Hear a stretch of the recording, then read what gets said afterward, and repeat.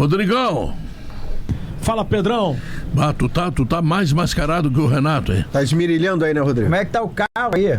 Tá no estacionamento. Desligou o motor? Ligou o motor. Pô, eu fiz uma entrevista ontem de 25 minutos com o Renato e o que mais repercutiu foi a zoeira que ele fez com o fato de eu casualmente um dia ter esquecido o motor do carro ligado por alguns minutos. Falei com ele agora há pouco aqui no estádio MetLife. Terminou a entrevista coletiva oficial. A gente havia conversado com ele ontem na concentração do Fluminense, que fica na cidade de Melbourne, que eu confesso nunca tinha ouvido falar, fica a 40 quilômetros de Nova York. E Renato Portaluppi disse, entre outras questões, que os treinadores brasileiros sairão deste Mundial de Clubes mais valorizados. E repetiu isso agora há pouco na entrevista coletiva. Disse que se antes os treinadores não eram reconhecidos, isso vai mudar agora a partir do Mundial. Afirmou que os técnicos brasileiros, inclusive ele, aprendem com o futebol da Europa, mas os técnicos europeus também têm o que aprender com os brasileiros.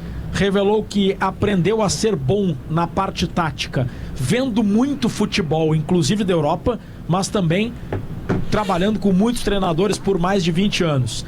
E aí eu quero fazer um mix com o que o Renato disse há pouco na coletiva. Ele não usou esse termo, tá? Mas é quase como a democracia das laranjeiras, para emular a democracia corintiana. Ele disse que ouve os líderes do grupo sempre antes de tomar as decisões, ouviu antes de escalar o esquema com 3 zagueiros, disse que o Thiago Silva é um treinador dentro de campo. Todo mundo sabe que a palavra final é dele, Renato, mas ele não é aquele treinador que impõe, vai ser assim, eu que mando, vocês obedecem. Ele faz questão de ouvir o grupo e os líderes. E na parte que diz respeito ao Grêmio, e a gente vai reproduzir esses trechos ao longo da programação, na nossa entrevista ontem o Renato fez um meia-culpa pelas entrevistas tensas que ele deu na reta final de Grêmio, admitiu que estava nervoso pela pressão por tudo que aconteceu no ano passado e avisou, um dia eu volto. Revelou que em todo jogo ele encontra torcedores do Grêmio com a camiseta do Grêmio nos jogos, torcendo pelo Fluminense, que ele faz questão de abanar e de cumprimentar. São alguns dos pontos citados por Renato Portaluppi na exclusiva que ele nos deu ontem na concentração e algumas coisas que ele falou agora há pouco aqui no MetLife na coletiva oficial, Pedrão. Fica claro, né, Rodrigo, que mesmo que ele venha a ser campeão do mundo, o grande fenômeno da vida dele, a grande razão da existência dele está no Grêmio. Porque no Grêmio ele é campeão da Libertadores jogando e treinando. E vira estátua. Não, e ele recebe chances como treinador que num determinado momento talvez ele não recebesse pelo histórico que ele tinha como jogador, enfim. O Renato, toda vez que ele está no outro clube e tem uma situação de uma entrevista assim, ele sempre pontua que ele quer voltar ao Grêmio. Eu lembro que uma vez eu falei com ele no Atlético Paranaense, dias antes dele pedir demissão, e era uma entrevista desse patamar, assim, foi lá um gaúcho entrevistá-lo, e ele disse, eu vou voltar pro Grêmio. Ele sempre diz isso. A vida dele tá no Grêmio, de fato. Tá no Grêmio. E é bem interessante ele ter feito essa autocrítica. Mas uma coisa, ele exagerou nas legal. entrevistas, isso é bacana. E a relação dele com o Grêmio, do tempo que ele jogava ainda, ela é uma relação extremamente, hoje em dia o termo é orgânico, né? Ela não sofre nenhuma coisa, ela tem amor profundo e permanente, mas ela tem os momentos de distensão, sabe? Que tensão e distensão. Como se fosse um relacionamento. Um relacionamento absolutamente normal, assim, não tem aquela coisa dele viver a vida inteira, não, aquela idolatria, aquela permanente. Não é um relacionamento cego, é um relacionamento sujeito a oscilações em função de uma união maior. Me lembro quando o Renato saiu do Grêmio, ele não saiu de mal com o Grêmio. O Pedro era repórter na época, eu já era produtor. Ele saiu como jogador, você disse. Ele saiu como jogador e não saiu legal. Eu lembro disso porque eu ele foi acusado de forçar a venda pro Flamengo. Isso, passado um tempo, eu era produtor, e eu liguei pra Dona Maria, mãe do Renato, falecida mãe do Renato, acho que era Maria, né? Isso. Dona Maria. Isso, Dona Maria. E liguei pra ela falar, pra ela me conseguir um telefone, olha, naquela época era assim. E que eu queria falar com o Renato já há alguns meses no Rio de Janeiro.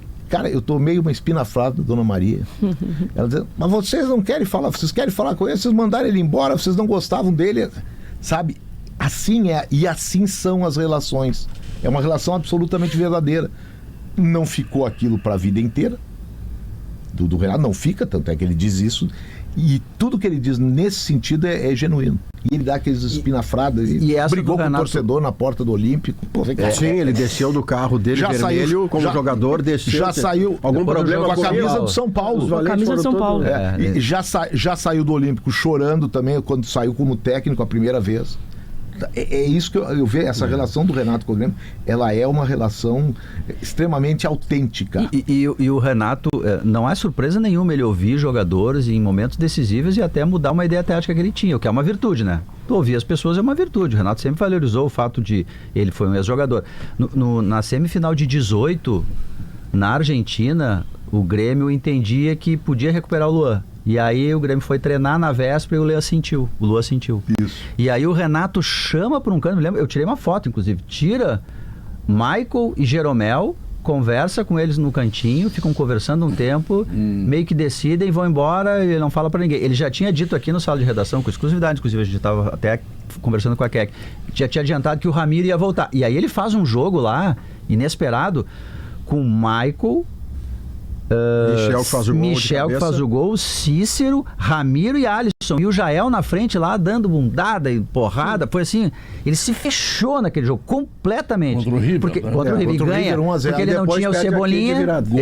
Gol do Michel de cabeça. Ele não tinha Cebolinha, ele não tinha o Lula, ele estava todo desfalcado. Ali quem decidiu foi Jeromel, Michael e Renato, assim como ele fez agora com o Thiago Silva. O treino que o jogo se refere foi no campo suplementar da Bomboneira. Sim. Você sabe que aqui entra um negócio que é muito importante, que é o critério na hora de você falar de um mesmo episódio, quando acontece com alguém que já está pré-rotulado como sendo não tático e o outro que tem a aprovação geral das pessoas. O que o Renato faz ao ouvir o Thiago Silva não é nada diferente do que o Abel Braga faz antes do Barcelona ao ouvir Klemer, Yarley e Fernandão. Por que com o Abel era bonito e com o Renato ia ser fraco? Não, ou é bonito com os dois ou é fraco com os dois. Não, é bonito. Ou o contrário também, tem gente que diz, para não dizerem que foi o Fernandão que treinou o time pro jogo contra o Barcelona. Por isso, eu era supervisor do departamento de esportes, hoje eu não mando mais nada. Não, é verdade. Só levo mijada aqui. Bom, 12 Copas nas costas, como é que não anda? Deixa eu dizer o seguinte, eu estava no hotel à beira do Rio Paraguai, em Assunção. Diogo Oliveira estava naquela excursão também. Tá, tem um repórter do meu lado e a gente está falando sobre isso. O pessoal não gostava de entrevistar torcedor, porque torcedor de vez em quando xingava eles e tal. Aí o rapaz que estava do meu lado disse o seguinte: o homem é o Lucianinho. Foi o maior repórter de torcida, levantador de estádio. Sim, ele criou um jeito de fazer. Depois me roubaram ele, vou levar para a TV. Eu não queria, eu sou contra, eu queria ele aqui. O nome desse rapaz aqui, sabe como é que é? O cara que você ouviu. O cara que me deu. Sugeriu. José Alberto Andrade. Então pronto. Uma das maiores indicações, que eu não tive nenhuma, eu só ia no horror. Ele estava pelo rodízio, né? Era o rodízio. O zero teu Thiago Silva, Pedro. Isso. Qual é o time de amanhã do Fluminense, hein, Rodrigo? A mesma base de time com o Hércules na vaga do Martinelli. Essa é a tendência. O Renato não quis confirmar a escalação, mas na minha avaliação ele deu a entender que vai manter o esquema com 3 zagueiros, com o Inácio, Freitas e o Thiago Silva. Porque na primeira pergunta ele foi questionado sobre o fato de o Renato gostar de ter zagueiros que vão à caça, que não adotem a marcação por zona, que persigam homem a homem o atacante. E aí o Renato disse: claro, isso a gente está vendo muito no Mundial. Você tem o zagueiro da sobra. Se você tem o zagueiro da sobra, você libera os 2 zagueiros para caça.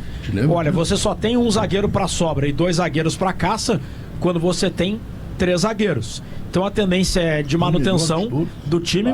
Só que em vez de Martinelli, que está suspenso, vai o Hércules. Essa é a tendência da ideia tática do Renato para o jogo contra a equipe do Chelsea. Hércules é o cara que faz 2 gols em 2 jogos seguidos vindo do banco, volante. E nesse último gol que ele faz, o passe é do Samuel Xavier. Onde é que saiu o Hércules? Ele era do Fortaleza. Ele foi um dos maiores investimentos. Ele era filho de Zeus. Ele foi um dos maiores investimentos do Fluminense. Ele já fez um bom campeonato brasileiro. Quando eu vi o Fluminense embarcando, eu digo, vai levar 3 goleadas e vai voltar. Sim. Esse é o tamanho do trabalho. Ele chega até criticado pela torcida, e aí é o mérito do Renato. É o Renato que o recoloca no time, dá sequência para ele, porque ele tinha sido uma contratação que não tinha dado certo. Porque muita gente queria o Eriksen, até o Inter andou atrás do Eriksen. Ele fez um baita campeonato brasileiro ano passado. É incrível. É incrível. Sempre tem, o cara faz o gol, o Inter quis e não levou o cara. Ele faz gol, eu acho. Ele é bom jogador. E Rodrigo, o que mais? Pedro, outra declaração interessante do Renato agora há pouco na coletiva envolve a estratégia para o jogo de amanhã. O Renato está preocupado com o calor. O jogo vai ser às 3 da tarde no horário americano, o que significa 4 da tarde no horário de Brasília, e está muito quente, Pedro. É impressionante. O calor é extremo. Aliás, entrevistei o Rodrigo Caetano, executivo da CBF, no final de semana, e ele disse que é uma preocupação da CBF. Ele até fez o seguinte questionamento: os horários na Copa vão ser para quem não está no estádio, ou seja, para a TV, ou serão pensando na qualidade do jogo? Amanhã vai ser às 3 da tarde e o Renato, diante disso, quer que os jogadores valorizem a posse da bola. Quer um Fluminense jogando com a posse da bola, porque quando tem a bola, tu, entre aspas, descansa. Quem corre a bola. Se a posse da bola for para o Chelsea, aí os jogadores do Fluminense vão ter que correr atrás da bola e vão acabar cansando mais. O Fluminense deve ter Fábio no gol. Diga, Pedro. Não, vai. Fábio no gol, Inácio, Thiago Silva e Freitas na zaga, Samuel Xavier e René nas alas, Bernal, Hércules e Nonato, os 3 volantes, e na frente John Arias e Herman Cano, o provável Fluminense para o jogo contra a equipe do Chelsea. Os rapazes da FIFA talvez não tivessem dado conta, quando venderam as transmissões desses jogos do Campeonato Mundial para a Europa, do calor que faz lá, né? Mas Pedro, ali, mas eles sabem. Não, mas talvez não se desse conta da gravidade, etc e tal. Agora, para a Copa do Mundo, já tomaram um calorão.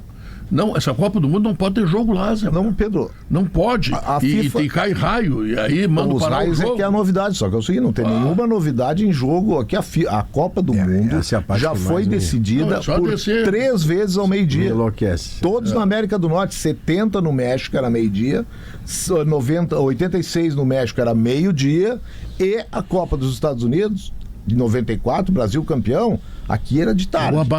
Era meio-dia no Rose Bowl lá na Califórnia. Então, quer dizer, isso que o Zé está trazendo é um negócio que essa falta de conexão entre o fato e a memória que levou ao fato. É deste ano pra cá que faz calor nos Estados Unidos nesse horário?